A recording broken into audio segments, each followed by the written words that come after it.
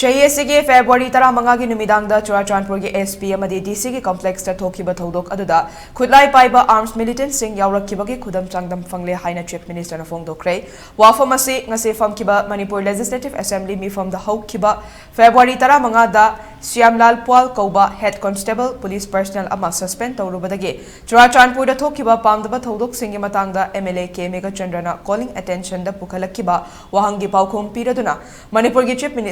Chief Minister N. Biren ꯐꯣꯡꯗꯣꯛꯈꯤꯕꯅꯤ꯫ ꯃꯍꯥꯛꯅ ꯃꯈꯥ ꯇꯥꯅ ꯍꯥꯏ ꯆꯨꯔꯥꯆꯥꯟꯄꯨꯔꯗ ꯊꯣꯛꯈꯤꯕ ꯊꯧꯗꯣꯛ ꯑꯗꯨ ꯌꯥꯝꯅ ꯂꯥꯏꯕꯛ ꯊꯤꯕꯅꯤ꯫ ꯊꯧꯗꯣꯛ ꯑꯗꯨ ꯁ꯭ꯌꯥꯝꯂꯥꯜ ꯄ꯭ꯋꯥꯜ ꯑꯁꯤ ꯀꯨꯀꯤ ꯃꯤꯂꯤꯇꯦꯟꯠꯁꯤꯡꯒ ꯐꯣꯇꯣ ꯀꯥꯞꯃꯤꯟꯅꯕ ꯎꯕꯗꯒꯤ SPꯅ ꯁꯁꯄꯦꯟ ꯇꯧꯔꯨꯕꯅꯤ꯫ ꯁꯁꯄꯦꯟ ꯑꯗꯨ ꯍꯟꯗꯣꯛꯎ ꯍꯥꯏꯗꯨꯅ ꯃꯐꯝ ꯑꯗꯨꯒꯤ ꯃꯤꯌꯥꯝꯅ DC ꯑꯣꯐꯤꯁꯅ ꯆꯤꯡꯕꯗ ꯑꯦꯇꯦꯛ ꯇꯧꯔꯛꯈꯤꯕꯅꯤ꯫ ꯄꯨꯂꯤꯁꯁꯤꯡꯅ ꯏꯔꯥꯡ ꯑꯗꯨ ꯀꯟꯇ꯭ꯔꯣꯜ ꯇꯧꯅꯕ ꯍꯣꯠꯅꯕꯗ ꯇꯤꯌꯔ ꯒ꯭ꯌꯥꯁꯅ ꯆꯤꯡꯕ ꯀꯥꯞꯈꯤ ꯑꯗꯨꯕꯨ ꯑꯥꯔꯝ ꯃꯤꯂꯤꯇꯦꯟꯠꯁꯤꯡ ꯌꯥꯎꯔꯛꯄꯗꯒꯤ ꯅꯣꯡꯃꯩꯅ ꯀꯥꯞꯂꯛꯄꯗ ꯄꯨꯂꯤꯁ ꯄꯔꯁꯅꯦꯜ ꯑꯃ ꯑꯁꯣꯛ ꯑꯄꯟ ꯅꯪꯂꯛꯄꯒ ꯂꯣꯏꯅꯅ ꯃꯤꯑꯣꯏ ꯀꯌꯥ ꯑꯁꯣꯛ ꯑꯄꯟ ꯅꯪꯕ ꯑꯃꯗꯤ ꯑꯁꯤ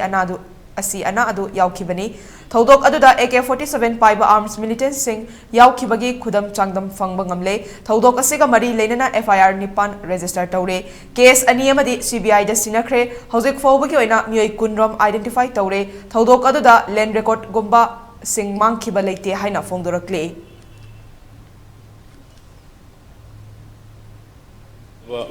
Security life aduga leiriba property kangadabani aduga yaningai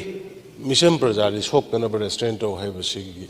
makha da paikhat kibani adu laibak thidna moi lakpa ani sigre moi kunchaga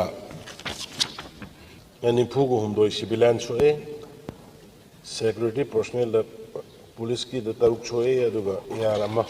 samra kolama koi madugi video recording kari loina koi sar yenge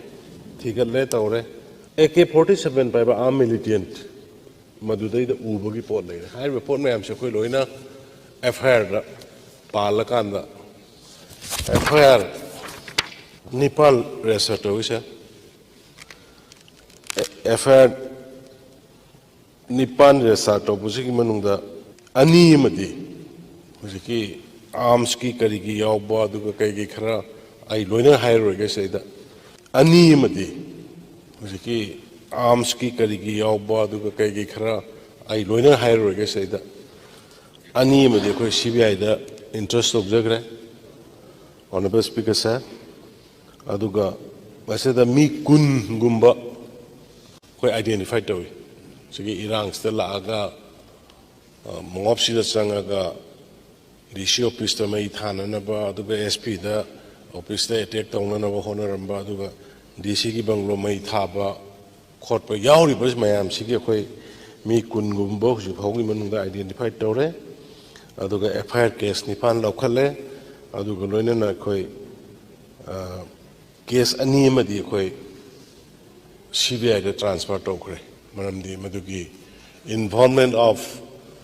militant oiramba yabge khoi chingnaba ikhoida madugi footage kari khara leibadagi adumai tawna sir khoi kanna government gi side gi sugumba thabak se makha ta na thokdana ba haidana khoi yam kan honari